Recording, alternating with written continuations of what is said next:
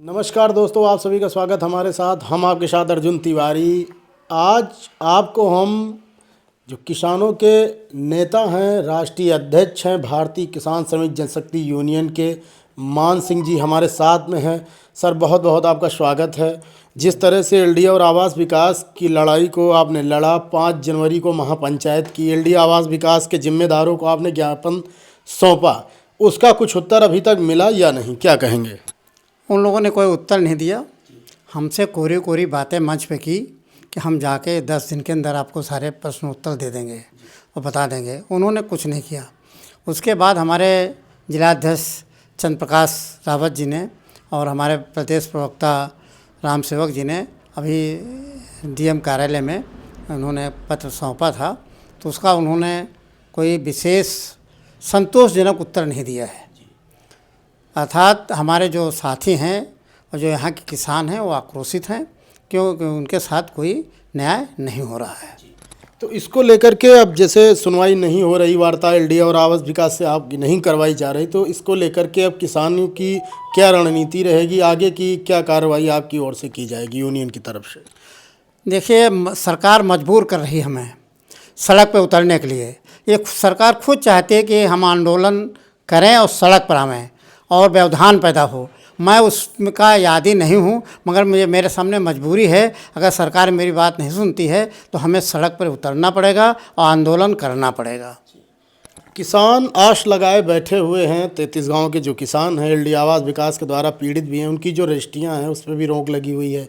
वो लोग अपनी बेटियों की शादी नहीं कर पा रहे हैं, ज़मीन बेच के इलाज नहीं करवा पा रहे हैं। वो लोग भी काफ़ी ज़्यादा परेशान हैं। उनके लिए सब क्या कहेंगे? देखिए, सरकार ने जो प्रतिबंध लगा दिया है रजिस्ट्री पर, जिससे हमारे गरीब किसान अपनी दवा नहीं करा पा रहे हैं, अपनी बेटियों की शादी नहीं कर पा रहे हैं, उसके लिए हम लोग उसी के लिए पीड़ित हैं। उन्हीं की आवाज़ को उठाने के लिए हमने कहा हमको आंदोलन करना पड़ेगा, सड़क पर उतरना पड़ेगा। अगर सरकार ने हमारी बात को हमें सही समय पर उत्तर नहीं दिया और हमारी नहीं सुनी तो हम सड़क पर उतरने का काम करेंगे, फिर से आंदोलन करेंगे और ये लड़ाई आखिरी लड़ाई होगी। इनसे आर पार की लड़ाई लड़ेंगे हम। जिस तरह से देखा गया है कि किसानों के लिए क्या कहना चाहेंगे, क्योंकि आपका संगठन आगे आकर के 5 जनवरी को पंचायत करता है और एलडी आवास विकास के जिम्मेदारों को मांग पत्र अपने सौंपते हैं। अधिवक्ता संघ भी गोसाईगंज का आपके साथ में है, तो क्या कहना चाहेंगे किसानों के लिए, क्या कहना चाहेंगे? क्योंकि लगातार किसान निराश हैं क्योंकि सरकार की ओर से कुछ सुनवाई नहीं हो रही, ऐसा किसानों का कहना है। तो उनके लिए क्या संदेश देना चाहेंगे किसानों के लिए? हम किसानों को, श्रमिकों को ये संदेश देना चाहते हैं कि उनकी लड़ाई हम लड़ेंगे, अपने बैनर के तले लड़ेंगे और सरकार को झुकना पड़ेगा, सरकार को सुनना पड़ेगा। सरकार को, इनको, हमारे किसानों को निराश नहीं होना चाहिए, क्योंकि हम उनकी लड़ाई ज़मीन पर और मैदान में लड़ने के लिए तैयार हैं। बंद कमरे में नहीं लड़ने के लिए तैयार हैं। बंद कमरे में कोई बात नहीं करते हैं। जो कुछ बात करते हैं खुले मंच पे, खुले मैदान में करते हैं। इसलिए सरकार तो झुकना पड़ेगा और रुकना, उसे हमारा कार्य करना पड़ेगा, किसानों का कार्य करना पड़ेगा। राष्ट्रीय अध्यक्ष जी, अभी स्थापना दिवस आपका आ रहा, किस उद्देश्य से, क्या आपके दिल में धारणा बनी कि हम किसानों के लिए संगठन तैयार करें, क्या कहेंगे? देखिए, स्थापना दिवस हम प्रतिवर्ष मनाते हैं। 2016 में मैंने इसका रजिस्ट्रेशन कराया था।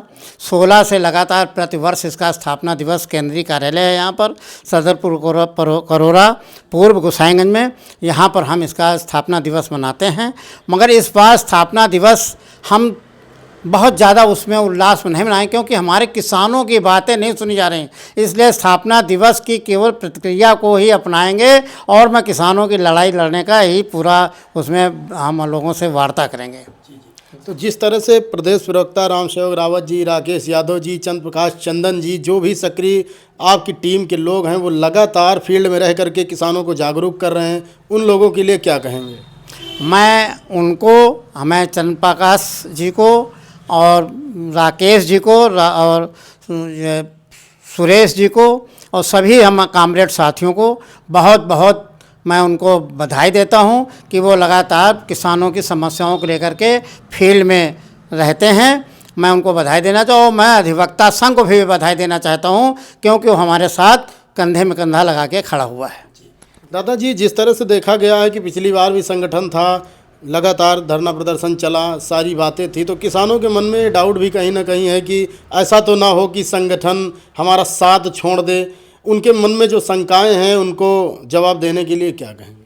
देखिए, मैं किसानों से यही अनुरोध करूंगा कि हमारे पास वो धोखे का काम नहीं है, हम उनको विश्वास में हैं। अगर मेरे ऊपर उनको विश्वास है तो वो मैदान में डटे रहें, आवें, ये लड़ाई जीती जाएगी, लड़ेंगे तो जीतेंगे। अच्छा, ये जो एफिडेविट का एक प्रोसेस आपके द्वारा चलाया जा रहा है कि जो लोग हैं, जो ग्रामीण हैं, जो किसान हैं, वो लोग अपना एफिडेविट दें हमें, ताकि हम भी सरकार के लिए अपने समक्ष जो सबूत है वो रख पाएँ, क्या कहेंगे? देखिए, कुछ किसान हमें एफिडेविट दे रहे हैं, कुछ के साथ प्रयास जारी है। कुछ लोग यहाँ शादियाँ हैं, इसमें वो चल रहा है, शादी विवाह का फंक्शन चल रहा है, लोग उसमें व्यस्त हैं। अभी हमारे पास, हमको लगता है कि हमें 70-75% एफिडेविट हमको मिल जाएंगे। मैं सरकार के सामने उसको रखूँगा कि इतने लोग हैं जो ज़मीन नहीं देना चाहते हैं, और सब ज़मीन जो पूरी है, इस 33 गांव के जो 100 गांव आ गए हैं, उनकी मैं भी बात कर रहा हूँ। अब 100 गांव आ गए हैं, तो मैं उन गाँवों को बताऊँ, सब सिंचित भूमि है और नहर का साधन है और वहाँ पर पानी की व्यवस्था है। सिंचित ज़मीन को लेने का इनके पास कोई प्रावधान नहीं है। सिंचित ज़मीन जो है वो भूमि अधिग्रहण नहीं हो सकती है। लगातार देखा गया है कि पंचायतें होती हैं, एलडीए आवास विकास की जिम्मेदार भी आते हैं, लेकिन आप लोगों को सिर्फ आश्वासन मिलता है। क्या कहेंगे एलडीए आवास विकास के जिम्मेदारों के लिए कि ये आखिर बार बार ये कब तक चलता रहेगा, क्या कहेंगे? ये जो जिम्मेदार हैं, ये सरकार को बदनाम करना चाहते हैं। अगर सरकार तक ये मेरी बात पहुंचावें, मैं तो सरकार की आंखें खोलने का काम करता हूं कि ये किसानों के साथ, श्रमिकों के साथ ये हो रहा है। मैं सरकार को तक मैं इस बात को पहुंचाना भी चाहता हूं कि ये जिम्मेदार लोग ही आंदोलन करवाते हैं, सरकार को बदनाम नहीं करते हैं। आखिर में सरकार के सामने बात जाती है तो झुकना पड़ता है सरकार को, इन जिम्मेदार लोगों की वजह से। जो एलडीए आवास विकास के जो आका बैठे हैं, जो अपने आप को समझते हैं मैं आका हूँ, उनकी वजह से ही आंदोलन देश भर में हो रहे हैं भूमि अधिग्रहण को लेकर के। चाहे आप मध्य प्रदेश देख लीजिए, चाहे आप नोएडा देख लीजिए, ये जहाँ पर भी भूमि अधिग्रहण हो रहा है, भूमि अधिग्रहण ही सबसे बड़ा मुद्दा भारत में है।